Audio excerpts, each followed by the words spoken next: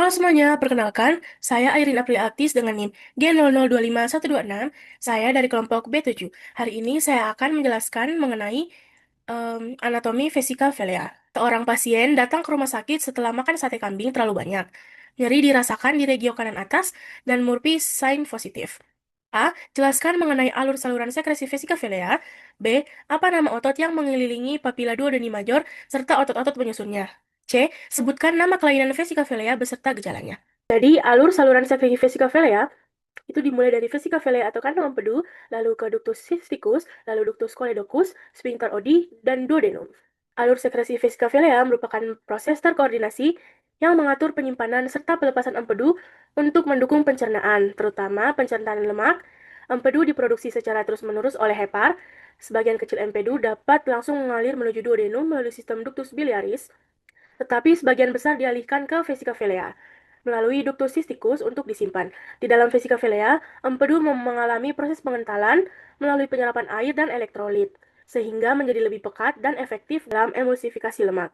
Pada kondisi puasa, sphincter Oddi menutup secara fisiologis, sehingga aliran empedu ke duodenum terhenti. Penutupan ini menyebabkan empedu yang terus diproduksi hati mengalir kembali ke arah ductus cysticus dan masuk ke dalam vesicavalia, sehingga organ ini tetap terisi.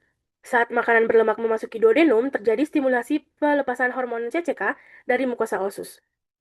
Hormon ini memicu dua respon utama yang sangat penting. Pertama, CCK menyebabkan vesicavalia berkontraksi kuat sehingga empedu yang telah dikonsentrasikan terdorong keluar menuju saluran empedu. Yang kedua, CCK menyebabkan relaksasi sphincter Oddi sehingga membuka jalur bagi empedu untuk masuk ke duodenum. Dengan demikian, selama proses pencernaan, empedu mengalir secara teratur melalui urutan vesicavalia, ductus cysticus, ductus choledocus, sphincter Oddi, dan duodenum. Setelah proses pencernaan, eh, setelah proses pencernaan selesai dan kadar CCK menurun, sphincter Oddi kembali menutup.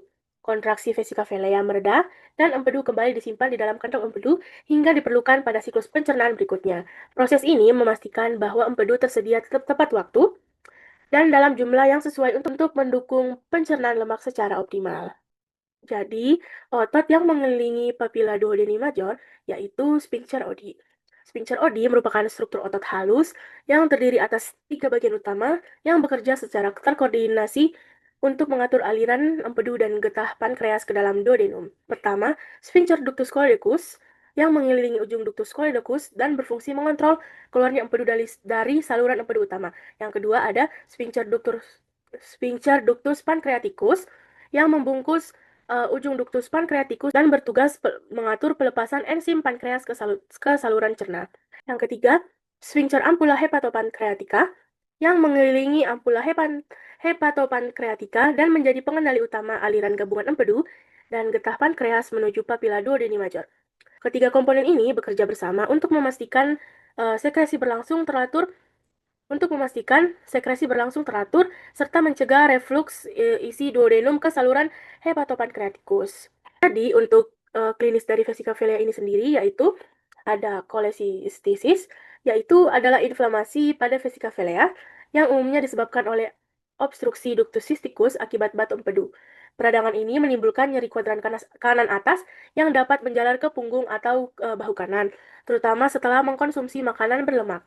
Gejala lainnya itu meliputi demam, mual muntah, distensi abdomen, serta tanda Murphy positif atau nyeri hebat saat palpasi kuadran kanan atas ketika pasien inspirasi. Yang kedua ada kolangitis yang merupakan inflamasi pada saluran empedu utama, terutama common bile duct yang biasanya akibat infeksi bakteri yang terjadi setelah obstruksi oleh batu atau stenosis. Kondisi ini ditandai oleh triad Charcot, yaitu demam tinggi disertai menggigil, nyeri kuadran kanan atas, dan ikterus. Pada kasus berat, dapat berkembang menjadi mentat Reynolds yang meliputi tambahan hipotensi dan perubahan status mental dan menandakan sepsis berat. Lalu ada koletisiasis, yaitu keberadaan batu empedu di dalam vesicavalia yang terbentuk dari kolesterol, bilirubin, atau garam empedu akibat ketidakseimbangan komponen tersebut. Sebagian besar kasus tidak bergejala, tetapi bila menimbulkan keluhan dapat berupa biliary colic, yaitu nyeri hilang timbul di kuadran kanan atas, atau epigastrium setelah makan makanan berlemak. Gejala penyertanya ini dapat meliputi mual, muntah, dan rasa penuh di perut. Lalu yang terakhir ada koledoclitiasis, adalah keberadaan batu di ductus choledocus yang dapat menyebabkan obstruksi aliran empedu. Gejalanya meliputi nyeri kuadran kanan atas yang lebih persisten, ikterus, urin berwarna gelap, feses pucat, pruritus atau gatal, serta mual muntah. Kondisi ini dapat berkembang menjadi komplikasi serius seperti pankreatitis atau kolangitis bila tidak ditangani. Jadi, sekian penjelasan saya mengenai vesikavelea. Terima kasih.